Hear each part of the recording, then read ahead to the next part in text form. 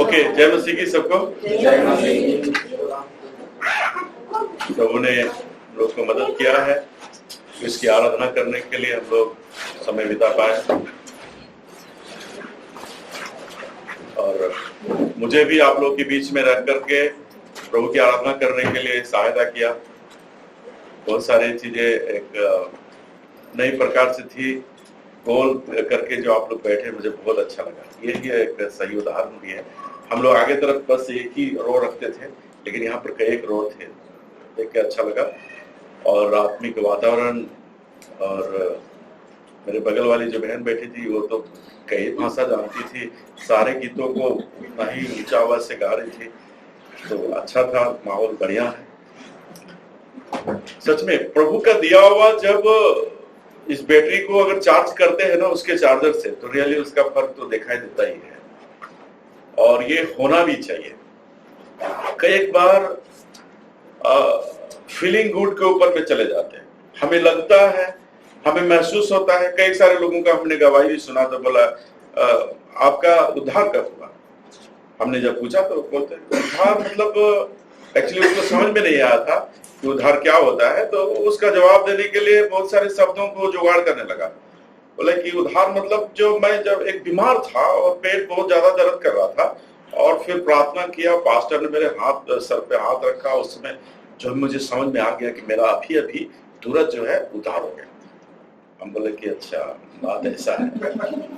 हमने भी उसको समझ पाया कि कुछ ऐसे ही पास्टर साहब का बात है।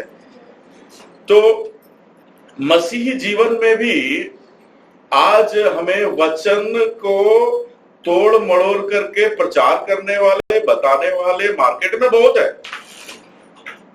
और झूठे लोग आएंगे, और अंतिम दिनों में ऐसे झूठ मूठ का शिक्षक भी लोग होंगे। तो इधर उधर से सुना हुआ बात को, सारा चीज को सेव नहीं करना है, डाउनलोड नहीं करना है। हम लोग, मैं ऐसे ही था, जो कुछ मिला हम अभी तक डाउनलोड कर लेते थे। बाद में जब अच्छी चीजें मिल रही थी तो फिर हमारे मेमोरी में वो तो था ही नहीं कि उसको आप सेव कैसे करें। अच्छी चीज मिल रहा है तो सेव कैसे करें, सब तो भरा हुआ है। तो जो भी कुछ मानो, जो भी कुछ करो, जानबूझ के करो, समझ बूझ के करो, क्योंकि प्रभु यीशु मसीह कलवरी के उस क्रूस पर इस बात को पिता के सामने बोल रहे थे कि ये लोग ऐसे लोग हैं जो अपना अपना मेमोरी चिप को पहले से भरा हुआ, ये लोग नहीं जानते कि क्या करते। इसलिए आज हम लोग विश्वासी होकर के जीते हैं, तो ये जरूरी है जानबूझ करके, समझ बूझ करके, आपके पास, हमारे पास धर्मशास्त्र बाइबल है, समझ बूझ करके तैयारी करें। क्योंकि एक पद से आरंभ करेंगे, गलतियों 6 अध्याय और 7 पद। मैं आपके बीच परमेश्वर का दास, जो प्रभु ने मुझे 1996 वर्ष में उद्धार के अनुभव में लाया, उसके बाद सेवकाई में बुलाया, आपके बीच परमेश्वर की मर्जी से खड़ा हूं। और आइए प्रवचन की शुरुआत गलतियों 6 अध्याय उसका 7 पद पढ़ते हुए आरंभ करेंगे। पढ़ ले कोई भाई। धोखा न खाओ, परमेश्वर उपहास में नहीं उड़ाया जाता, क्योंकि परमेश्वर जो कुछ बोता है वही काटेगा। मनुष्य जो कुछ बोता है वही काटेगा, है ना। तो धोखा न खाओ, धोखा न खाओ जब प्रभु का वचन में बताया गया है, इसका मतलब एक पॉसिबिलिटीज है, धोखा खाने का माहौल है, होगा। हमारे अगल बगल में धोखा खाने वाली परिस्थितियां हो सकती है, लेकिन हमें क्या करना है, हमें वो नहीं खाना है। लिटरली ये जो खाने वाली बात है, ऐसे खाने वाला परिस्थिति नहीं है, फंसने वाला परिस्थिति है। धोखा कोई खाने वाला चीज नहीं है, लेकिन आम बोलचाल की भाषा में इसको बोलते धोखा मत खाओ। धोखा कोई फ्रूट नहीं है, धोखा फंसने का बात है। आप किसी के बात पर आप यकीन कर लेते हो और उसके हिसाब से चलने लगते हो। वो आप नहीं भी कुछ खाए हो, लेकिन उसका माने होता है तुम खाया है। क्या खाया है? धोखा खाया है। तो प्रभु बोल रहा है धोखा मत खाओ। तो कैसे एक व्यक्ति धोखा खा सकता है? धोखा खाने के लिए बहुत ज्यादा तैयारी करने के लिए दरकार नहीं है। जैसे एक प्लेन अगर एक कंटिन्यूटी को बना रखने के लिए क्या है, पावर को, एनर्जी को हमेशा उसी लेवल पे या उससे हाई लेवल करके आप बना कर रखने पड़ते हैं। ऊपर में जब आप उड़ते हो तो आप अगर नीचे गिरना है तो क्या करना होगा, आप ताकत लगाना बंद कर दो, आप अपने नीचे उतरने के लिए बहुत ज्यादा कुछ करने दरकार नहीं। स्टेबिलिटी बनाए रखने के लिए आपको पावर को उसी हिसाब से बना कर रखना पड़ेगा। आप जब बढ़ने के लिए छोड़ दोगे, आत्मिक उन्नति करने के लिए जब हिम्मत हार दोगे, आपका पतन हो जाएगा। पतन और गिरने के लिए बहुत ज्यादा तैयारी करने की दरकार है। इसलिए विश्वासी जीवन में यदि हमारी कंटिन्यूटी बनी नहीं है तो आप सोच लीजिएगा कि हमारा धीरे धीरे हमारा आत्मिक स्तर धीरे धीरे कम होता चला जा रहा है और हमारा आनंद धीरे धीरे घटता चला जाएगा। और फिर ऐसा घट जाएगा, ऐसा पावर हमारे जीवन में इतना घट जाएगा कि कई सारे वायरस को भी हम अंदर ले लेंगे और हमको पता भी नहीं चलेगा और उससे बीमार होते चले जाएंगे। हमारे अंदर में जो प्रतिरोधक क्षमता जो बनी रहनी चाहिए वचन के आधार पर, वो चीज यदि नहीं रहेगी तो कोई भी चीज हमारे अंदर में डाउनलोड करेगा और हमारे आराम से डाउनलोड होते जाने देंगे, हम उसको रोक नहीं सकेंगे क्योंकि हमारे अंदर में प्रतिरोधक क्षमता नहीं है। तो इसलिए परमेश्वर का वचन बता रहा है कि धोखा ना खाओ। एक पद इसके साथ में पढ़ेंगे, उसके बाद हम लोग आगे बढ़ते रहेंगे। मत्ती रचित सुसमाचार 7 अध्याय 21 से लेकर 23 पद तक हम पढ़ने चाहेंगे। कोई भाई पढ़ ले। धोखा आखिर किस तरह से हो जाता है मसीह लाइफ में या फिर किसी के भी लाइफ में। आप मत्ती रचित सुसमाचार, जो मुझसे हे प्रभु कहता है जी, उनमें से हर एक स्वर्ग के राज्य में प्रवेश न करेगा, परंतु वही जो मेरे स्वर्ग पिता की इच्छा पर चलता है। उस दिन बहुत लोग मुझसे कहेंगे, हे प्रभु, क्या हमने तेरे नाम से भविष्यवाणी नहीं की और तेरे नाम से दुष्ट आत्माओं को नहीं निकाला और तेरे नाम से बहुत अचंभे के काम नहीं किए? तब मैं उनसे खुलकर कह सकूंगा, मैंने तुमको कभी नहीं जाना। एक कुकर्म करने वालों, मेरे पास से चले जाओ। ये कैसा चकित करने वाला वचन स्टेटमेंट हम लोग कर रहे हैं। क्या मैंने आपके नाम से दुष्ट आत्मा को नहीं भगाया? क्या मैंने आपके नाम से भविष्यवाणी नहीं की? क्या मैं आपके नाम से रोगियों को चंगा नहीं किया? क्या अद्भुत कार्य नहीं किए? क्या भविष्यवाणी नहीं किया? सब तो आपके नाम से काम किया। लेकिन ये सब करने वाला व्यक्ति को लास्ट में सुनना पड़ रहा है, मैं खुल करके कह दूंगा। ये बातें समझने लायक, खुल करके मतलब इसमें कोई मीनिंग नहीं है, एकदम साफ है। इसके बाद कोई डिक्शनरी खोलने की दरकार नहीं। मैं खुल करके स्पष्ट बड़ी क्लियर शब्द में बता दूंगा। क्या कहूंगा? हे कुकर्म करने वाले। अरे तो आपके नाम से सब कुछ कर रहा था, आप मुझे कुकर्म करने वाले कह रहे हो। और न केवल इतना ही कह रहा है, परंतु यह भी कह रहा है, मेरे पास से चले जाओ, मैं तुम्हें नहीं जानता। धोखा खा लिया। आपको लग रहा था ये मुझे बचाएगा, ये सच्चाई मुझे पार कर देगा, लेकिन लास्ट में जिस ऐसा भी मार्ग होता है जो मनुष्य को ठीक जान पड़ता है, लेकिन लास्ट में खाई होती है। इसलिए बार बार कह रहा हूं कि फीलिंग गुड के ऊपर में नहीं चलना है। धोखा ना खाओ।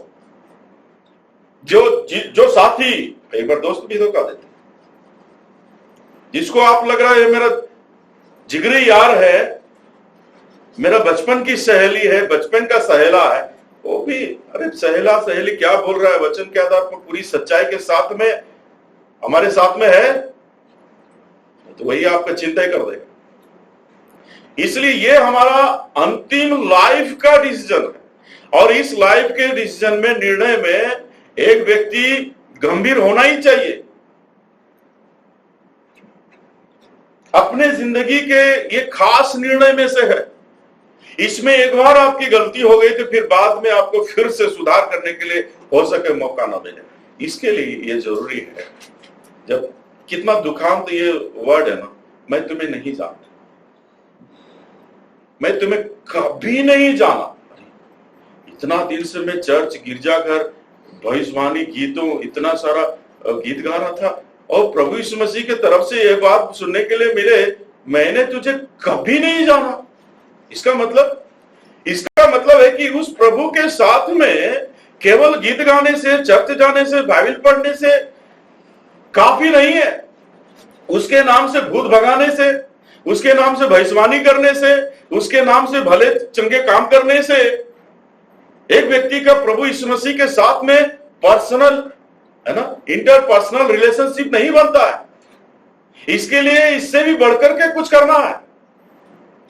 नहीं तो इतना करने वाले लोगों को यदि कान में सुनने के लिए मिले कि मैं तुझे कभी नहीं जाना, एक बार तो दो बार तो जाना होता है, मैंने देखे आपके नाम से चमत्कार किया, ऐसा भी हो सकता था, मैं तुम्हें नहीं जाना बोल करके कभी नहीं, नेवर, ऐसा कैसे हो सकता है? ऐसा हो सकता है क्योंकि मेरे सारे बेनिफिट को आपने प्राप्त किया है, लिया है, लेकिन मेरे साथ आपने रिलेशनशिप नहीं बनाया, मेरे साथ में आदान प्रदान नहीं हुआ, परिचित नहीं हुआ।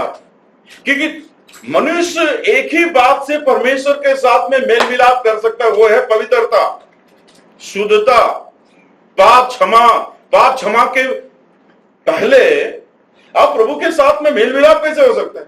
पाप के साथ में आप प्रभु से hi hello praise the Lord, hello जय मसीह की, तो आप बोलेंगे मैं तो जय मसीह बोला, उसको बोला होगा। मैं तो अमिताभ बच्चन को भी जय मसीह बोलता हूं, मान लीजिए अमिताभ बच्चन को मैं जानता हूं, अमिताभ बच्चन आपको जानता है? नहीं, वो नहीं जानता। तो मैं बहुत बड़ा फैन हूं। अच्छा, बहुत बड़ा फैन हो सकते हैं आप अमिताभ बच्चन का, लेकिन वो कितना बड़ा फैन है मैंने वो नहीं जानता। तो क्या फर्क पड़ता है इसमें? क्या डींग मारने की क्या बात? मैं आप सारी दुनिया को जानते होंगे, वो जानता है आपको, हम यीशु मसीह को जानते हैं, यीशु मसीह आपको जानता है क्या? नहीं। तो मैं तुम्हें नहीं जानता हूं। तो जरूरी ये है, ये एक रिश्ते की बात, रिश्ता बिल्ड होने के लिए जरूरी, एक विश्वासी व्यक्ति आ जाने के बाद में उस रिश्ता को और ज्यादा से ज्यादा मजबूत करने के लिए हमारे पास में वो जिम्मेदारी, इस रिश्ते को और ज्यादा ताजा करना, मजबूत करना। आइए अभी श्रेष्ठ गीत की किताब पढ़ेंगे, श्रेष्ठ गीत और उसका 2 अध्याय और उसका 16 पद पढ़ेंगे। एक्चुअली होना चाहिए यही, क्या है 2 का 16?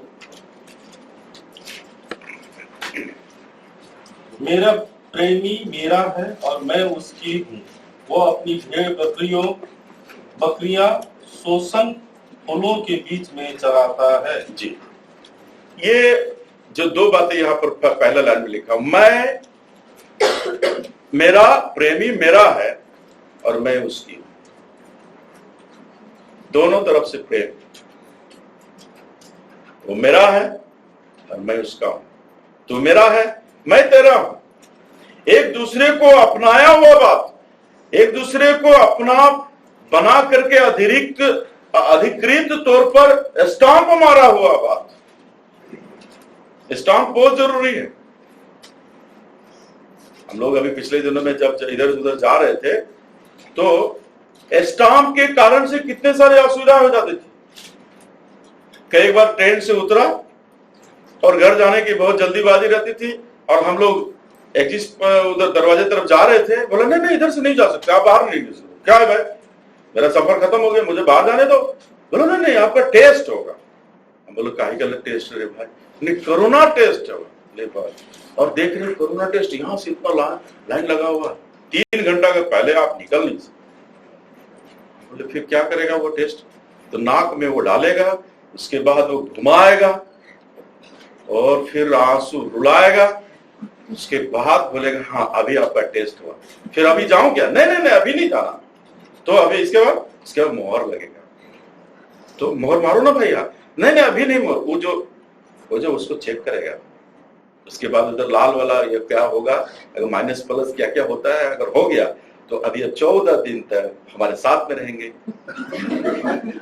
अच्छा वेरी गुड, तो आप चेक करो भैया। तो रियली में उस दिन हमको समझ में आया ये मोहर कितना काम का चीज है। फिर लास्ट में बोला आइए आपका मोहर मारते हैं। फिर हाथ दिया, हाथ में मोहर मारा, हाथ में मारा तो बोला अभी आप स्वतंत्र हो गए, अभी आप जा सकते हैं। हम मोहर के लिए धन्यवाद दी, प्रभु जी धन्यवाद। मोहर के लिए 3 घंटा लेट कर दे रहा था। आपके और हमारे जीवन में ये स्टाम्प है क्या, बिना मोहर का आप पार नहीं हो सकते। तू मेरा है मैं तेरा हूं, मोहर का स्टाम्प का ठप्पा किधर है? पवित्र आत्मा का ठप्पा। पवित्र आत्मा का ठप्पा हम लोग आम चाल भाषा इधर बोलते हैं, ठप्पा बोलते हैं, पर हमने कोई दूसरा माफ करिएगा अगर कुछ गलत मीनिंग नहीं आना चाहिए। हम लोग वो जो मोहर मारने का उसका छाप है। छाप किधर है? पवित्र आत्मा की छाप होना बहुत जरूरी है। ये बातें कब होगी? जब आप प्रभु के साथ में आपका रिश्ता बना हुआ है। आप प्रभु के पास, ये रिश्ता की शुरुआत कब होती है?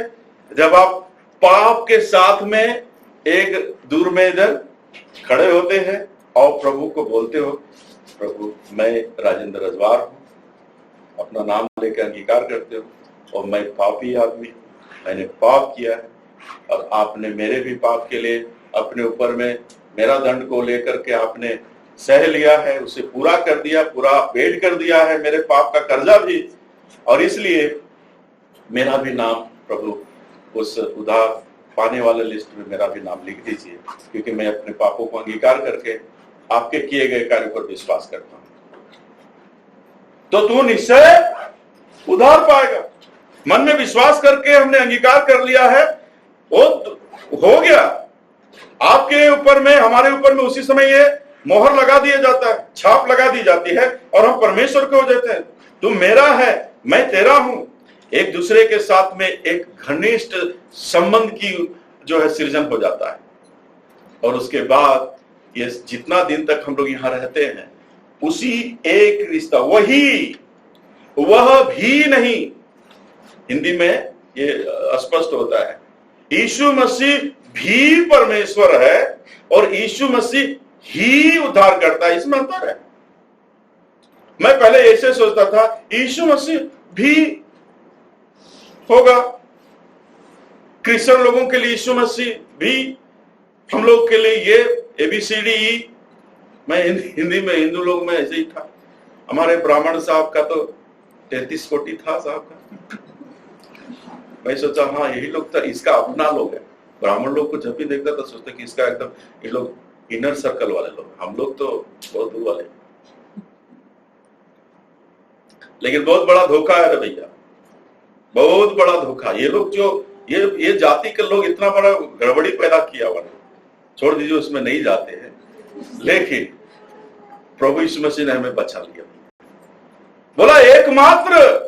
मैं कई बार जब बताता हूं कि कई बार लोग एकमात्र बोलने से लोग गरीब समझ लेता है, गरीब समझता है, लेकिन एकमात्र जो बोलता है वही सबसे बड़ा अमीर है। ये बात मैं रहस्य विश्वासी होने के बाद समझा। कैसे? मैं समझा रहा हूं। अभी आपको बोलूं, आपके पास कितना मोबाइल है? आप मुझे पूछेंगे, मैं बोला एक ही, एक सिंगल। बोल भाई सिंगल, मेरे पास 3 मोबाइल। ओ वेरी गुड, आप कितने बड़े हो ना, 3 है, वेरी गुड, बहुत अच्छा। देखो आपके पास अंकल कितनी गाड़ी है? मेरे पास एक ही गाड़ी है। वाह, ये कोई बात हुआ? मेरे पास 4 गाड़ी, वेरी गुड, बहुत अच्छा है। उसके बाद कहूं कि तो बोलेंगे मुझे कि कितना गरीब अंकल है ना, एक सब कुछ एक ही है। तो आगे चलते हुए बोलता है, अंकल आपका कितने बाप है? बोले मैं सॉरी, मेरे पास एक ही है। क्या आदमी है अंकल, आप ही एक ही है। मेरे पास 4 है। ये मीनिंग का कैसा धजिया उड़ा दिया। सब समय जैसे लग रहा है कि मेजोरिटी होने से वाहवाही मिलेगी। अच्छा अंकल साथ साथ में ये बता दीजिए आपका प्रभु कितना? सॉरी बेटा, प्रभु भी मेरा एक ही है। तो बोलेगा कितना गरीब अंकल है आप, मेरे पास 33 करोड़ है। कितना अच्छा। आप समझ रहे हैं इसका मीनिंग को? मेरे पास एक ही है और उसको छोड़कर कोई नहीं है। मुझे छोड़कर किसी को दंडवत नहीं करना, मुस्कुराहट भी नहीं देना। कई बार मुस्कुराहट देने के चक्कर में फंस जाते हैं। अरे पति को जो मुस्कुराहट देना है दूसरों को नहीं दे सकते। ये हमारा अंदर का संबंध है, उस संबंध में किसी प्रकार का छेड़छाड़ नहीं करेंगे। जो इस रिश्ते को कॉन्फिडेंटली, निश्चयता के साथ में नहीं पकड़ा है, कई बार इसको भी पकड़ा अंदर वाले को, और कई बार बाहर वाले को भी। बहुत सारे लोग जीवन नहीं सकते, अंदर वाली बाहर वाली, अंदर वाला बाहर वाला, गड़बड़ाएगा, रिजल्ट खराब होगा। इसलिए जो प्रभु का रिश्ता है बस उसी को एकमात्र दूल्हे के साथ हमारा रिश्ता हुआ है, उसी में बने रहेंगे। इसलिए इस बात को कर, रिश्ते को देखो, हमारा रिश्ता प्रभु के साथ में जोड़ा गया है, उसके साथ में आपका मंगनी कर दिया गया है, ठप्पा लगा दिया गया है। आप इधर उधर नहीं तकना, वहीं से पीना, वहीं से खाना और इधर उधर नहीं ताकना, सेटिस्फाइड रहना विश्वासी का जीवन नहीं। इसलिए इस अर्थ के साथ में यदि हम लोग आगे बढ़ रहे हैं तो परमेश्वर बोले इज माय बिलवेड सन, मेरा प्यारा बेटा बेटी है, इससे मैं अति प्रसन्न, क्योंकि मेरे साथ में रह करके वो तृप्त रहता है, सेटिस्फाइड रहता है। विश्वासी जीवन एक सेटिस्फाइड का जीवन है, भले ही बहुत सारा कमी घटी रहे, लेकिन यीशु मसीह मिल गया तो इस भाव को हमें दिखाना पड़ेगा कि मेरे पास में सब कुछ है, मुझे कोई घटी नहीं है। भजन संहिता 23, आइए हम लोग आगे बढ़े। भजन संहिता 23 और उसका 23 का 1 से हम लोग पढ़ेंगे, आगे बढ़े। इस रिश्ते में क्या जरूरी है ध्यान देने की बात, इसके बारे में हम लोग आगे देखते रहेंगे। एक पद 23 का मैं सारोन का गुलाब और सराइयों 23 पद 23 Psalms 23 यहोवा मेरा चरवाहा है, Yes. मुझे कुछ घटे ना हो। यस, यहोवा मेरा चरवाहा है, मुझे कोई, ये बोल कौन रहा है? बोल कौन रहा? अच्छा, दाऊद तो बोल रहा है। आइए हम लोग पिक्चर में जाते हैं। पिक्चर में कौन बोल रहा है? ये पिक्चर में कौन बोल रहा है? चरवाहा जैसे बोल रहा है, यहोवा मेरा चरवाहा, तो बोलने वाला कौन होगा? सी भेड़ी है ना, भेड़। वो भेड़ कौन है? हम ही लोग हैं या फिर परमेश्वर पिता, यही तो है, पिता और विश्वासी लोग। तो यहां पिक्चर में देख रहे भेड़ लोग यहोवा को अपना चरवाहा मान रही है और वो कह रहे मुझे कोई घटी नहीं है। अभी एक बात बताइए, भेड़ को घटी रहती है कि नहीं? लिटरली अगर देखें, भेड़ जो होता है, सीप जो रहता है, उनको घटी रहता है कि नहीं? बहुत सारे उन लोग का पेट, बोलते हैं उनका ऐसा स्वभाव है कि वो लोग सेटिस्फाइड नहीं होते जल्दी। अभी आप बैठा के कितना भी पत्ता लिख दीजिए उसको और छोड़ दीजिए तो बगल वाले घर में जाके घुस करके उसका भी लिप खाएगा। बोले तो मैं बैठे के खिलाया, फिर भी उधर क्यों ताकत, उनका स्वभाव है भाई। लेकिन ये ऐसा स्वभाव वाला व्यक्ति भी कह रहा है कि मुझे कोई घटी नहीं होगा, क्योंकि मैंने सीख लिया उसे। मेरे अंदर में जो स्वभाव था वो गड़बड़ी वाला स्वभाव था, लेकिन इस चरवाहे के संपर्क में आने के बाद में कैसे, जैसे पौलुस भाई कहता है, मैं घटी में और बढ़ती में मैं सीख लिया हूं संतुष्ट रहने के लिए। इसी तरह से एक विश्वासी, एक भेड़ कह रही है मुझे कोई घटी नहीं, मैं पूरी तरह से सेटिस्फाइड हूं, क्योंकि तृप्त करने वाला परमेश्वर मेरे साथ में है। ये एक कॉन्फिडेंट, ये एक निश्चयता हमारा परमेश्वर के साथ में अगर नहीं है तो हम कैसे आगे बढ़ेंगे? कल भी हम यही बात को कह रहे थे, माहौल और खराब होने जा रहा है। आपने किसके ऊपर में भरोसा रखा है, उस भरोसे को आप चमकाते रहिए। कल किस तरह से आपने विश्वास किया था, इसके आधार पर आज आप नहीं चल सकते हो। आज आप विश्वास में हो कि नहीं, इसको परख करना आज का काम है। देखो कि तुम विश्वास में हो कि नहीं। आप बोलोगे भैया कल तो थे, विश्वास थे, कल हमने 100 रन मारा था, मैंने सेंचुरी बनाया था सर, देखो मेरा फोटो, चिन्ह रहे हो, मी राजेंद्र रजवार मेड सेंचुरी 100 कम बॉल में मारा था। 1 साल पहले का फोटो दिखा रहा, और अभी 0 में आउट होता है। अरे 0 में आउट हो रहा है यार, अभी तो ये फोटो क्या दिखा रहा? वो मैं था, मी सी, चल निकल साइड। अरे अभी कर रहे हैं क्या, अभी मार रहे हैं क्या? नहीं, अभी 0 में आउट होता है, अभी नहीं चलेगा, डॉट निकलो। तो वो टीम में भी नहीं लेगा। आपको हर दिन का परफॉर्मेंस अच्छा दिखाना होगा। विश्वासियों का, अब एक दिन उस समय विश्वासी बहुत अच्छा विश्वासी थे, आज कैसे हो? तुमने पहला सा प्रेम छोड़ दिया। पहले बहुत अच्छा प्रेम था, अभी ये प्रभु का स्कैनर कह रहा। कैसे हमारा अंदर का रिश्ता, अंदरूनी रिश्ता, किसके साथ में आप जुड़े हो, किसके साथ में आप मिले हो, ये ही हमारा जो अंदर में रहेगा वही बाहर आएगा। जो अंदर में रहेगा वही बाहर में आएगा। यही सब दिखाई देगा, वही चीज। आप दिखाने के लिए मत दिखाइए, आप नेचुरल लाइफ जिए, लोग देख ही लेगा, लोग देख लेगा। आप निकाल के दिखाने के लिए दरकार नहीं है।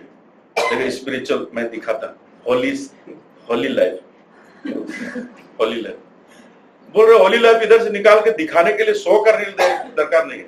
आप चलिए, हम देख ले रहे हैं, चलिए मेरे साथ में, चलिए मेरी उपस्थिति में चलिए, पता चल जाएगा भैया। सर्टिफिकेट दिखाने के लिए दरकार नहीं, करेक्टर सर्टिफिकेट ऐसे दिखाते हैं मी होली पर्सन, दरकार नहीं है। आप चलिए 2 घंटा इधर, पता चल जाएगा आप कितना बड़ा होली है कि क्या है ना। इसलिए अंदर में रखिए, सही एकदम पारखी रखिए, परख के रखिए। जीवित परमेश्वर जो सच्चा प्रभु है, हमें हर प्रकार का सहायता देने के लिए दरकार है, तो हम क्यों कमी रहे। ये भेड़ ऐसी क्या बात थी कि वो कह रहा है मुझे कोई घटी नहीं है। आइए इस संसार में बिलीवर इसी तरह का जीने के लिए जो मुख्य बातें हैं, ये बात पर थोड़ा सा गौर करके सुना। क्या है इस जीवन में गवाही, है ना। हम लोग इस संसार में, बिलीवर लोग इस संसार में जीने का क्या मकसद है, काम क्या है। बिलीवर लोग इस संसार में जीने का मुख्य काम क्या है, गवाही। याद रखिएगा, गवाही। गवाही का लाइफ जीते हुए कि परमेश्वर ने मेरे जीवन में क्या किया है, ये बात बताने के लिए हम लोग यहाँ पर है। अगर ये बात अगर नहीं बताने के लिए है तो फिर यहाँ कर क्या रहे, निकलो।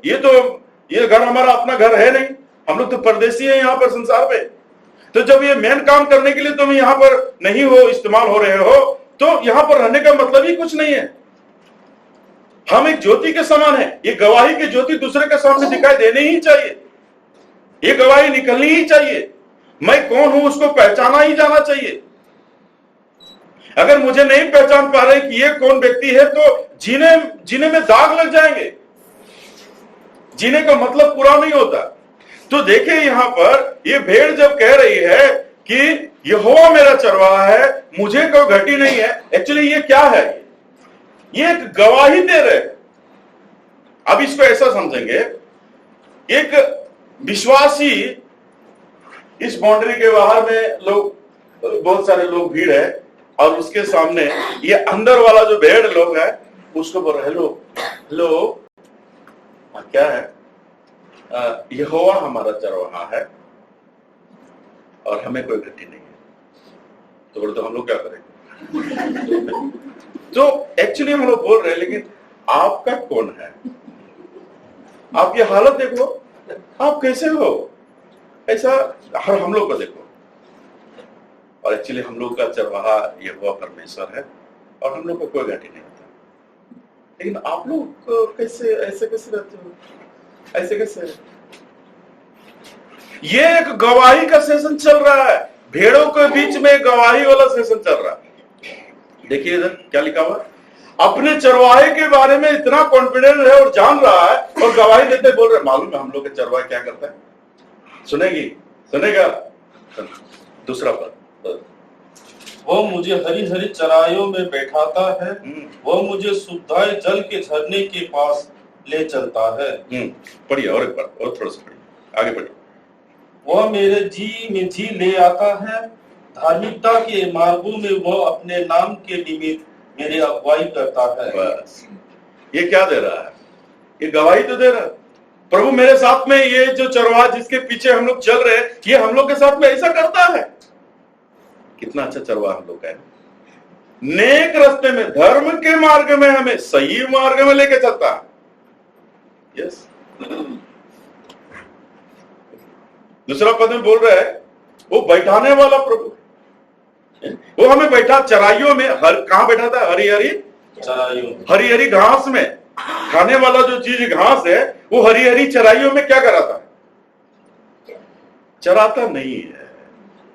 पढ़िए, बैठाता है, चराता नहीं है, वहां पर क्या कराता है, बैठाता है। अरे चरने वाला चीज में बैठाता है, ये कैसा। चरने वाला चीज में चरता नहीं है, चरने वाला चीज में क्या करता है, बैठाता है। इसको समझिएगा, ये चरने वाला चीज में बैठाता कैसे। अच्छा, इस पर गौर करेंगे, बैठती कब है वो भेड़ पर, भेड़ बैठने का क्या है मतलब। भेड़ सब अगर बैठेगी किस हालत में बैठती है? हाँ, कोई बोल सकते हैं? जाओ, बहन लोग को बोलने की इजाजत है ना सर, उत्तर देने के लिए? ओके, आने दीजिए, एक दो उत्तर आएंगे तो चलिए, ठीक है, बोल सकते हैं सर, आदेश दे दिए। भेड़ लोग को किस अवस्था में बैठ सकते हैं, आपको क्या लग रहा है? पेट भरने के बाद। यस, वो जरूरी पॉइंट है, और भी कई सारे पॉइंट हैं। एक हो गया पेट भरने के बाद, रियली कोई डर नहीं है उसको, अगर डर किसी बात का नहीं है तो वो आराम से बैठ सकते। और कुछ दो ही उत्तर हो सकते हैं। और तीसरा उत्तर, वो तो थक जाने से मतलब वो जानबूझ के नहीं बैठना पड़ता है। वो तो हम तो बैठेगी नहीं, वो तो फिर लेट जाएगी, है ना? वो बैठेगी नहीं। रियली में जब उसका पेट भरा हुआ है तभी वो बैठे। अभी बोलेगा, चरवाहा बोलेगा, अरे भेड़ तू खाओ, सब लोग खा रहे, तुम यहाँ पर बैठो। ओके बस, और बोले एक पीस कम से कम, लेग पीस? बोले नो, अभी कोई पीस नहीं। सवेरे से तो वही कर रहा था। आपको मालूम है वो टोकरा का लेग पीस किसने गायब किया? सर मैंने तब जाकर के आज बोल रहा हूं, अभी नो मोर पीस, अभी मुझे पीस इधर दो, no leg piece, I want piece. तो मुझे बैठने दो। अब वो बोलेगा मुझे और कोई दिक्कत नहीं, अभी खाने का नहीं सर, और कुछ नहीं होगा, एक निवाला भी नहीं हो सकेगा। सेटिस्फाइड?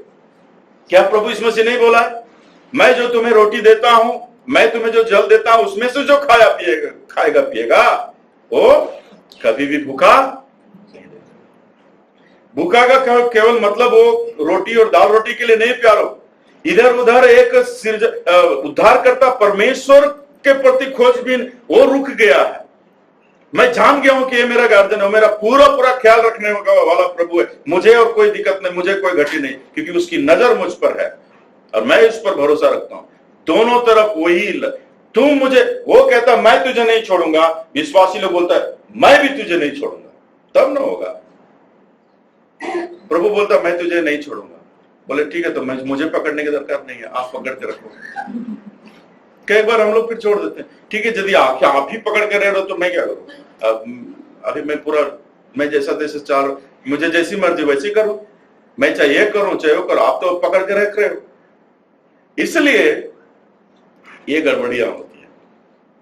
अब कुछ लोग ना परमेश्वर को पकड़ने की कोशिश करते हैं, मैं परमेश्वर को पकड़ के चलता हूं। रियली ये मीनिंग बहुत अच्छा नहीं। परमेश्वर को पकड़ के मत चलिए, परमेश्वर को पकड़ के चलने से खतरा है। पूरा सुनने, आधा सुनने से बोले भैया गलत बोल। परमेश्वर को पकड़ के चलने से खतरा इसलिए है कि इसमें होगा क्या कि आप अपने मर्जी से जब चाहे छोड़ सकते हैं। जैसे पकड़ लिया, आज ठीक है, मंगल और शनिवार और इतवार सही था, पकड़ लिया। जब प्रॉब्लम आते हैं तो या फिर कुछ नहीं होता है, दूसरे को पकड़ने का मन करता है तो इसको छोड़ दिया, दूसरा पकड़ लिया। मैंने पकड़ी हो रहा है, रॉन्ग हो जाएगा, गलत। इससे अच्छा है प्रभु के हैंड ओवर करो, प्रभु जी इस हाथ को तू ही पकड़। परमेश्वर का हाथ पकड़ के चलने से अच्छा है हम अपना हाथ प्रभु के हाथ में दे दे, प्रभु जी तू पकड़, क्योंकि हम जानते हैं कि तू कभी भी नहीं छोड़ेगा और हम भी पकड़ेंगे, पहले तू पकड़। ये दोनों तरफ से होने वाली बात है। ये भेड़ यहां पर बैठी इसलिए है कि वो पहले पूरी तरह से सेटिस्फाइड है। एक सेटिस्फाइड भेड़ जो परमेश्वर के प्रेम को जानने के बाद में और लालायित नहीं इधर और दूसरा प्रेम पाने के लिए, इसका प्रेम काफी है। मेरा अनुग्रह तुम्हारे लिए काफी है, आपका नजर हमारे जीवन के लिए काफी है, आपका दिया गया वादा मेरे लिए काफी है। क्या आप प्रभु के मिल जाने के बाद में क्या इस तरह से हम सेटिस्फाइड है, आनंदित है? ये आनंदित वर्ड तो 2 बार प्रभु ने बोला है। अरे आनंदित रहो, काय खिलाना, इतना सारा भेंडी 40 रुपए किलो, आनंदित बोले इतना सारा महंगा कैसे आनंदित? मैं तुम्हारे लिए काफी हूं, ठीक है? इसीलिए बार बार ये कह रहा हूं भाई बहनों, माहौल और दूसरा खराब होंगे, लेकिन आपका भरोसा किस पर है ये आपको बचाएगा। मेरे लोग विश्वास से जिएंगे, मेरी सुरक्षा से जिएंगे, मेरा अनुग्रह उनके लिए काफी होगा। तो ये भेड़ यहां पर बैठी है और ना केवल बैठी है, परंतु परमेश्वर के ऊपर पूरा इसका कॉन्फिडेंस, इसलिए इसके अंदर से गवाही निकल रहा है। क्योंकि जब तक आपने परमेश्वर अपने सृजनहार उद्धारकर्ता के बारे में, उसके प्रेम में यदि आप पढ़े नहीं हो, तो उसके गुण को आप गा भी नहीं सकते। जब तक उसके प्रेम का आदर आपके भीतर में नहीं है ना, उस आदर की बात आप दूसरों को नहीं बता सकते, है ना। अगर आपके मोबाइल में अच्छा फीचर्स है ना, तो आप केवल फीचर्स को अपने पास ही नहीं रखेंगे। आप बोलेंगे अरे यार मालूम है मेरे मोबाइल में गजब फीचर है। आप उस अच्छी चीज को जरूर शेयर करने के लिए होगा, क्योंकि वो हमेशा दिन भर ऐसे करते रहिए, टावर ही नहीं लग रहा, ये तो हो ही नहीं रहा, हेलो हेलो। अगर 14-15 बार बोलेगा यार क्या है कि इसके लिए पड़ा हुआ, देखो मार्केट में देखो कैसा मेरे पास है, मैं इसको टेस्ट कर रहा हूं, बहुत अच्छा है, आप इसको क्यों नहीं ट्राई कर। आप उतना चिल्ला रहे थे, बोले क्यों तुम हल्ला कर रहे, भेड़ बकरी लो। बोला हम लोग को बहुत दिक्कत है, एक थोड़ा सा एक गठिया घास लाया था, ये सब सारा छीन तक मेरे तक पहुंचा नहीं, तो हल्ला नहीं करेंगे तो क्या करेंगे बताइए। तो उसने बोल रहा यहोवा मेरा, हम लोगों का चरवाहा यहोवा है, हमें कोई घटी नहीं। हमारा मालिक घास लाता है तो सबके लिए लाता है, हम लोग लड़ाई नहीं करते। वो हमें हरी हरी चराइयों में बैठाता है। बैठाने का मतलब जब तृप्त हो जाते हैं और फिर भी बोलता है अब देखो तुम लोग लेट जाओ, थोड़ा बैठो। इतना सेटिस्फाइड करने वाला परमेश्वर आगे उस गवाही को बताते हुए बोल रहा है, वो मुझे सुखदाई जल के झरने के पास ले चलता है, वो मेरे जी में जी ले आता है, और धर्म के मार्ग में वो अपने नाम के निमित्त मेरी अगुवाई करता है। वो आगे आगे चलता है, अगुवाई करता है, रास्ता दिखाता है। और अभी कौन सा मार्ग में? सच्चाई के मार्ग। कभी भी शॉर्टकट, कभी भी गैर कानूनी काम, अपवित्रता की बातें, गलत तरीके से किसी बात को परीक्षा में डालने वाली बातें, परीक्षा लेने वाली बातें कभी भी प्रभु नहीं करते। वो प्रभु कभी भी आपको कोई फेरा में नहीं फंसाएगा। जिसके ऊपर में आप भरोसा कर सकते हैं हमेशा, एनी टाइम, कभी भी जिसके विचारों में भी कोई गंदगी नहीं, उसके बात मान करके कोई भी व्यक्ति ऐसा नहीं कह सकता है मैंने धोखा खा लिया, मैं यीशु मसीह का बात मान करके धोखा खा लिया। कई बार चेले लोग ऐसे हालत में फंसे। एक बार चेले लोग मरकुस शायद 4 अध्याय या 9 अध्याय में निकालने की दरकार है। चेले लोग, आपको पता चल जाएगा, चेले लोग को बोला चलो हम लोग उस पार चलते हैं। बोले कि अभी तो माहौल बहुत अच्छा था, आपको राजा बनाना चाह रहे थे, और आप अभी यहाँ पर आप बोल रहे कैसा आदमी, नहीं चलो निकलो, चलो उस पार चलेंगे, चलो। तो सब लोग जल्दी जल्दी अपना नाव पकड़ कर चले लगे, चलो चलो। और उसके बीच में क्या देखते हैं कि उस झील में क्या हो गई, आंधी तूफान आने लगा। आंधी तूफान आने लगा तो, और प्रभु यीशु मसीह क्या थे, नाव के पिछले सीट पर सोए हुए थे। और ये लोग जो है उस झील का, जो तूफान का पानी के कारण से नाव बहुत ही माना दिक्कत होने लगा, पानी भरने लगा, ये लोग बचने का बहुत सारा प्रयास करने लगे। और लास्ट में जब देखा कि अब न तब हम लोग डूबने वाले हैं, ऐसा परिस्थिति हो गई, तो फिर अपना भरोसा के बारे में सवालिया निशान लगा दिया, और जिस पर भरोसा किए थे उसी के ऊपर में अंगुली उठाने लगे। प्रभु भी आपको क्या, हमारे ऊपर में, हमारे प्रति आपका कोई ध्यान नहीं है क्या, चिंता नहीं क्या? आप चिंता नहीं कर रहे कि हम लोग मर रहे हैं? आप तो बोले उस पार चलो, उस पार चलने की ये नौबत देखिए, आपके ऊपर भरोसा करके देखो फंस गया यार। अभी हम लोग नीचे जाने वाले हैं, उस पार तो जाने वाला है ही नहीं। कैसा मैंने टाइम में हम आप पर विश्वास किए, आप बोलते वहां जाएंगे, अभी उधर नहीं इधर नीचे जाएंगे, और आपके बारे में हम लोग चिंता नहीं, हेलो आपके बारे में चिंता नहीं कर रहे, हम लोग का आपका चिंता नहीं है क्या? आपका क्या होगा आप देख लीजिए। मुझे लग रहा है कि आपको हमारे ऊपर में चिंता नहीं। क्या इस तरह का उंगली नहीं उठा? लेकिन प्रभु वहां पर उठ करके क्या बोल, पहले शांत किया, इसको पहले शांत करो, बहुत आवाज आ रहा है, चलो शांत करो। आंधी तो बंद शांत हो गया। अब सब लोग का मुंह, ये कैसा आदमी है यार, खाली बोला और सब शांत हो गया। सब लोग की नजर प्रभु पर, क्या करें? प्रभु बोलता है क्या बोला? ये अल्प ए अल्पविश्वासी, तेरा विश्वास कहाँ? अरे पतरस, क्या प्रभु बोल रहे? ये पानी में हम लोग डूब रहे थे, पानी में हम लोग डूब रहे थे, बताओ वही ना था जी? नहा वही था, लेकिन ये अभी क्या बोल रहे? विश्वास का कहाँ बात है? पानी आ रहा था, हम लोग डूब रहे थे, बोले प्रभु हम लोग को चिंता कहाँ है, तो ये बोल रहे हैं अल्पविश्वासी, तो कहाँ खेला क्या है? तो बोल रहा था, प्रभु बोले ये तेरा टेस्ट चल रहा था, एग्जाम चल रहा था, तो पता नहीं चले। आप बोल के एग्जाम लेते हैं प्रभु, तब देखते कितना स्कोर लाते। आप बताते कि टेस्ट चल रहा है, तो हम सबसे पहले ज्यादा मार्क लाते हैं। Once more sir, once more, बोला अभी कहीं सही, वंस मोर, ये टेस्ट चल रहा था तुम्हारा,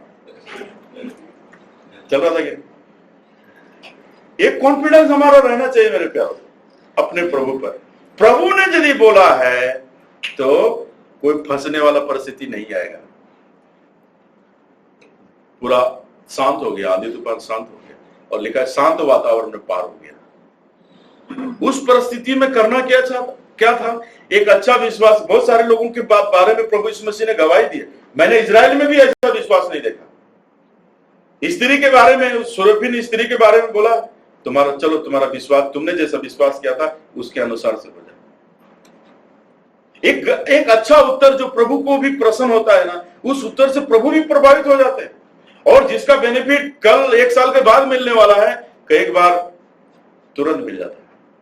उस औरत ने बोली थी ना कि कुत्ते भी मेज से गिरा हुआ चूर चार को खाते हैं। अपने आप को दीन किया, नम्र किया, अपनी बेटी के निवेदन को लेकर के आए थे। प्रभु बोले थे रुको, वेट करो रे, अभी रुको, तुम्हारा नंबर आएगा बाद में, पहले अपना लोग को, बच्चा लोग को भोजन दे देता हूँ, बच्चा लोग को भोजन है ना, अभी अन्य जाति को नहीं देने का है, तुम रुको, तुम लोग का नंबर आएगा बाद में देंगे। बोला प्रभु कुत्ते भी तो मेज से गिरा हुआ चूर चार को खाते हैं। उसका उत्तर को, जवाब को सुन के बोला रे, कहते चलो चलो पहले इसको दे दो। जो अपने आप को पहले ज्यादा दिन करेगा, परमेश्वर उसको रिसीव करने के लिए दोनों हाथ फैला करके। पौलुस भाई ने इस रहस्य को खोला। पौलुस भाई बोलता है मैं सबसे बड़ा पापी नहीं, बोला है ना। तो जब एक व्यक्ति इस बात को कहता है, इसका मतलब उसका नंबर सबसे पहले आता है। कुछ लोग बोलेंगे, जैसे बहुत सारे लाइन में है और डॉक्टर आ गया, बोला हेलो आप लोग, ना सर हम लोग बीमार है। अच्छा सबसे बड़ा बीमारी कौन है? तो अपने से लोग बोलते नहीं उतना बड़ा बीमारी नहीं है मेरे। तो आपको कब देखेगा? फर्स्ट में देखेगा? बोला आप पीछे रहो। तो आपको भाई साहब, बहन जी आपका नहीं उतना बड़ा बीमारी नहीं, मैं महारोगी नहीं हूं। तो बोला आप ही पीछे रहो। जो कहेगा प्रभु जी मैं सबसे बड़ा बीमारी हूं, बीमार वाला व्यक्ति हूं, तो बोले सबसे पहले ये रहस्य है। जो अपना पाप को मान लेगा उस पर दया की जाएगी, लेकिन जो अपना पाप नहीं मानेगा उस पर दया नहीं। ये प्रभु के प्रति हमारे अंदर से निकलने वाले भाव है मेरे प्यारों। आप इस विचारों को अपने अंदर में लाएंगे और उसके विचारों में रहते हुए जीवन बिताना है, और यह हर दिन का काम है। ये गवाही एक ज्योति के समान है, एक बत्ती के समान है, और इस बत्ती में हमेशा प्रकाश निकलना चाहिए दूसरों के लिए। और ये निकलते समय एक बहुत मजेदार बात इधर आप ध्यान दीजिएगा कि ये बोलते हुए आप देखिए 4 पद में आप देखेंगे, चाहे मैं घोर अंधकार से भरी हुई तराई में होकर चलूं। देखिए एक भेड़ का अपने चरवाहों के प्रति कितना कॉन्फिडेंस इधर हम लोग देखते हुए पाते हैं। ये अपने सृजनहार परमेश्वर को, अपने चरवाहों को एकदम सही से परख लिया, जान लिया। जैसे पतरस कल की बात को हमने उसको कोट किया था, अनंत जीवन की बातें तो तेरे पास है, हम आपको छोड़कर कहां। प्रभु यीशु मसीह ने खुद कहा मुझसे अलग होकर तुम कुछ नहीं कर सकोगे और कुछ कर भी नहीं सकेगा कोई। सच में परखा हुआ सत्य। तो यहां पर कॉन्फिडेंस हमारा परमेश्वर से रिलेटेड बातों में होकर के अपने आप को सजाने के लिए और संवारने के लिए। दुनिया की बातें हमें कोई भी, है ना, बहुत सारे लोगों का पैसा पर बहुत घमंड था, नहीं तो रोकड़ा। गांधी जी को पर बहुत भरोसा था। मोदी साहब ने आकर के बोले मैं गांधी जी को हटाऊं, 18 में कर दिया। बहुत सारे लोग गांधी जी को लेकर, क्योंकि नोटबंदी कर दिया तो सब लोग खत्म हो गए, वो नहीं चलेगा। बहुत सारे लोग अभी भी पॉकेट भर भर के गांधी जी और पुराना नोट लेकर चल रहा है। तेरे पास क्या है? मेरे पास कड्डी है। इससे क्या, तुम थोड़ा सा मूंगफली खिला सकता है? मूंगफली खा लिया, इतना पेट भर लिया और वो पुराना नोट दे रहा, मालूम है क्या हाल होगा उसका? पूरा खा करके पुराना नोट जो बंदी वाला नोट है वो वाला देगा, क्या होगा उसका? गजब है भाई। तो बहुत सारा देखिए कोरोना ने क्या किया, बहुत सारे लोग साइंटिस्ट लोग बोला बहुत ज्यादा जो एबिलिटी प्राप्त कर लिया है, कोई मुकाम में हासिल कर लिया, उसका चाल ही बदल जाएगा। ऐसे चलेगा तो पता चले सीनियर डॉक्टर, देखो चाल के ये इंजीनियर है, पैसा वाला है, उसका चाल ही मन ऐसा चलेगा। प्रभु ने सारा कंफ्यूज उड़ा दिया। जो बोल रहा था कि मैं बहुत बड़ा डॉक्टर हूं, तो बोला अच्छा ठीक है बहुत बड़ा डॉक्टर, मेरा एक करुणा बिटिया को जरा पकड़ के दिखा। सारा दिमाग फ्यूज कर दिया। बड़ा बड़ा नहीं, तुम छोटका वाला पकड़ के दिखाओ। कुछ नहीं है। परमेश्वर अगर रियली में अगर मारना चाहे तो आप ऐसे बच सकेंगे? आप अपने आप को बचा सकेंगे? नहीं। इसलिए सबसे बड़ा बुद्धिमानी है परमेश्वर ने जो सुरक्षा कवच शरण स्थान ठहराया है, उस शरण स्थान के ऊपर भरोसा करिए, वहीं से प्रभु यीशु मसीह को दिया। ये भेड़ आगे चलते हुए इसने कहा मैं खतरे से होकर के भी मुझे जाना पड़ेगा, तो उसके पहले हमारा चरवाहा जाता है और मैं वैसे परिस्थितियों में मुझे डर नहीं लगता। आगे ये बात बोलते हुए पीछे से देखता क्या है, उसका चरवाहा आ रहा है। उसके बाद उसका सूर चेक हो गया। आपने उसको नोटिस किया है? 4 पद में बताते हैं क्या लिख रहा, ये अभी खिड़की से बात कर रही थी, तुम्हारा चरवाहा कौन है? हम लोग का तो यहोवा चरवाहा ऐसे ऐसे करता है, हमारे साथ में व्यवहार करता है।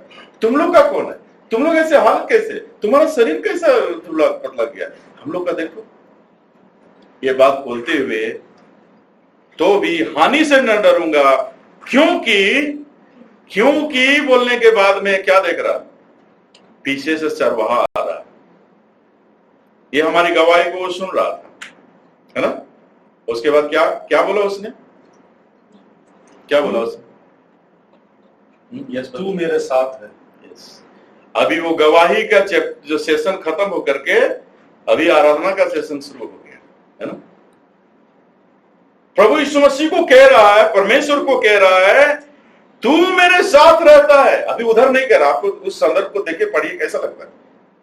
बोलते हुए उसका फेस चेंज हो गया कि नहीं? अपने प्रभु की तारीफ कर रहा है। तू मेरे साथ रहता है और तेरे सोंटे और तेरी लाठी से मुझे शांति मिलती है। अब प्रभु यीशु मसीह को आदर और महिमा देने लगता है। गवाही से आरंभ होती है, आराधना से शुरू होती है। परमेश्वर ने हमारे जीवन में क्या किया, ये वाला जब हम दूसरों को बोलते हैं, ये है परमेश्वर के साथ की हमारी अवस्था, अंदरूनी मैटर। इस बाबत हम कितना ज्यादा अपने आप को भर रहे हैं। व्यक्तिगत परमेश्वर के साथ हमारा व्यक्तिगत संबंध कैसा है? मेरे प्यारों, 2-1 पद पढ़ करके हम खत्म करेंगे। एस्केल की यदि एक पद को पढ़ेंगे, 34 अध्याय और उसका 15 पद, तो यही चरवाहा हमारा प्रभु परमेश्वर यहोवा है, जो इस बात को पहले भी कहा हुआ है। 34 अध्याय उसका 15 में लिखा हुआ है, मैं आप ही अपनी भेड़ बकरियों का चरवाहा होऊंगा और मैं आप ही उन्हें बैठाऊंगा। परमेश्वर यहोवा की यही वाणी है। मेरे प्यारों, परमेश्वर का पूरा इंतजाम है। अगर बैठने के लिए यदि चाहिए भेड़ों को, मेरे लोगों को अगर शांति चाहिए, तो उस शांति पाने के लिए क्या क्या रिक्वायरमेंट है, परमेश्वर को पूरा पता है और वो सारी चीजों को पूरा करता है। उसको भोजन चाहिए, भोजन चाहने के लिए पूरा सेटिस्फेक्शन वाला भोजन हमें दिया, तृप्त कर दिया हुआ। भय मुक्त होना चाहिए, है ना? वहां पर कितने सारे और भी भेड़ के बीच में भी बहुत सारा सींग मारने वाले भेड़ भी रहते हैं। भेड़ एक दूसरे को मरते हैं ना? तो ऐसा यदि उसी के बीच में यदि है तो फिर वो बैठ सकेगा आराम से? नहीं बैठ सके। बहुत बार आप देखिएगा, बहुत सारा भेड़ में से एक भेड़ जो होता है सबको मार ही रहा है, ऐसे माथा फेर रहा है। अरे बेचारा सो रहा था, तो तुम क्यों उसको डिस्टर्ब कर रहा है? नहीं, उसका काम है, हम नहीं सोना देंगे। अच्छा, तो कई बार चर्च में भी ना, विश्वासी को मंडली में भी कई बार ऐसे सिंह वाले दिखते हैं। वो कुछ भी बोलिएगा उसमें खोट निकाले ना। बिरयानी तो ठीक था लेकिन बड़ा चीनी था, सही नहीं था। थोड़ा सा एक सीटी और मारना चाहिए था, सीटी बढ़ना चाहिए था, सही नहीं। ऐसे ऐसे बातें बोल करके उसमें दोष निकालेगा, सेटिस्फाइड नहीं करेगा, है ना। यहाँ पर देख लीजिए थोड़ा उसी में हम, लेकिन प्रभु के इंतजाम देखिए कितना मेंटेन करने वाला प्रभु। 34 अध्याय का ही एस्केल का ही पढ़ रहा हूं, 34 अध्याय का 21 से पढ़ रहा हूं, लिख रहा हूं 20 से पढ़ रहा हूं। इस कारण परमेश्वर यहोवा उनसे जो कहता है, देखो मैं आप मोटी और दुबली भेड़ बकरियों के बीच न्याय करूंगा। तुम जो सब बीमारों को पांजर और कंधे से यहां तक ढकेलते हो और सींग से यहां तक मारते हो कि वो तितर बितर हो जाती है, इस कारण मैं अपने भेड़ बकरियों को छुड़ाऊंगा और वे फिर न लुटेंगी, और मैं भेड़ के और बकरी के बीच न्याय करूंगा। उसको अच्छा जगह चलाऊंगा, भय मुक्त करेगा, आपस का विवाद को मैं सुलह करूंगा। परमेश्वर ऐसा चलवा है। मेरे प्यारों, आपस का हमारे भाई के बीच का रिश्ता क्या है? क्या इस तरह का स्वभाव हमारे बीच में तो नहीं तो आप उस शांति में खलल डाल रहे हो, बैठने का उस अर्थ को आप बिगाड़ रहे हो। क्या ये हमारे तरफ से हो रहा है?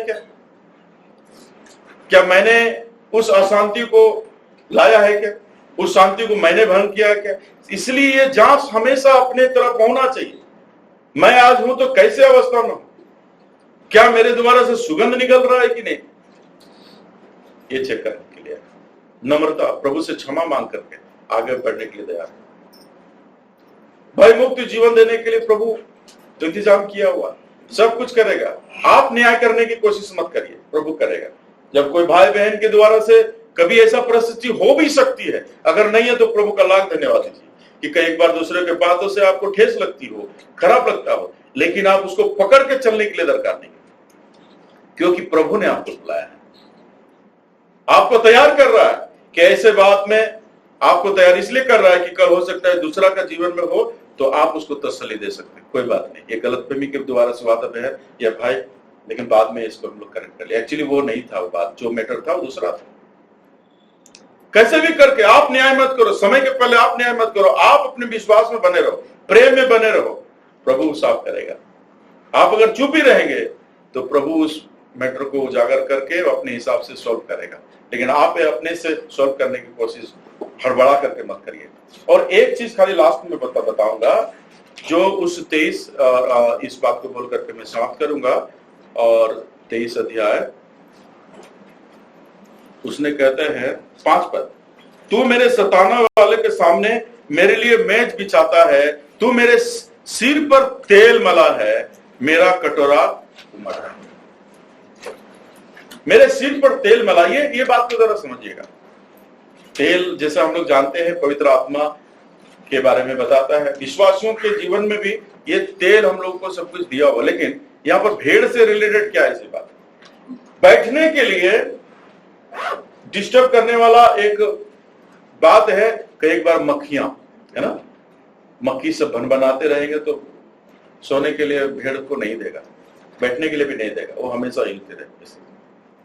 कुछ मक्खियां हैं जो उसको डिस्टर्ब कर रही है। इधर क्या लिखा? तूने मेरे सिर पर ये तेल, मक्खी भगाओ तेल है, ये सारा इंतजाम करके दिया। तेल क्यों दिया है? कि कुछ मक्खियां हैं जो तुमको डिस्टर्ब करते हैं, मुझे पता है, इसलिए मैंने तुम तेल लगाया है, और उस तेल के कारण ये मक्खियां तेरे सामने भटकेगी नहीं बेटा। इसलिए मैं जानता हूं कि तुम्हारी क्या अवस्था है, इसलिए सारा इंतजाम मेरे पास है। बस तू मुझे ठीक से जान, मेरे पर भरोसा कर, तुम्हारी जो इस परदेसी सफर में हमेशा मैं तेरे साथ में रहूंगा। प्रत्येक लोगों की हरेक आवश्यकताओं को, हरेक परिस्थितियों को पूरी साफ साफ वो जानता है, उससे आप छिपाने की कोशिश मत करें। प्रभु के साथ अकेले में बात करके बात रखिए, आपको कमजोर नहीं बनाएगा। भले ही हम लोग कमजोर हैं, लेकिन एक बार प्रभु के संपर्क में आ गए तो कमजोर बने रहने नहीं देगा। आपका विश्वास, भरोसा यदि है, आप विजय है। पहला ही नाम बताया गया। हमारा हम विजय हो चुके हैं। अब विजय होने का क्या है, इसका प्रमाण क्या है? विश्वास। जो हमने प्रभु पर विश्वास कर लिया, ये हम लोग ऑलरेडी जीत चुके हैं। इस आनंद को कभी भी कम नहीं होने देना। मैं बोलता हूं, दोबारा आनंद, फिर आनंदित रहो, आनंदित रहो। मैं फिर कहता हूं, आनंदित रहो। प्रभु बोला, मैंने सब कुछ प्रबंध कर दिया बेटा, मेरे बारे में जानो, तो समझो, चिंता की कोई बात नहीं। अगर चिंता की बात है भी तो वो सारी चिंता मुझ पर डालो, मैं तुम्हारा चिंता करता हूं। इसलिए तुम जलते हुए दूसरों को प्रकाश दो और मेरे उपस्थिति में बने रहो। हमारा जीवन कैसा है? क्या हम इसी अर्थ के साथ जी रहे हैं? प्रभु के साथ हम सेटिस्फाइड हैं? जो प्रभु के साथ में सेटिस्फाइड नहीं रहेगा, उनके लिए खतरा यही होगा कि आप फिर अपने कमियों को पूरा करने के लिए संसार और सांसारिक चीजों के ऊपर मन लगाएंगे, और वही हमारे फंदा का कारण बनेगा। इसलिए ऐसा नौबत ना आए, इसके लिए आइए हम अपने प्रेमी परमेश्वर के साथ में लिपटे रहें, उसी से बल पाएं और उसी का गुण गाएं और प्रभु के नाम की महिमा करें। ऐसा करने में परमेश्वर हम सबों को सहायता करें। इस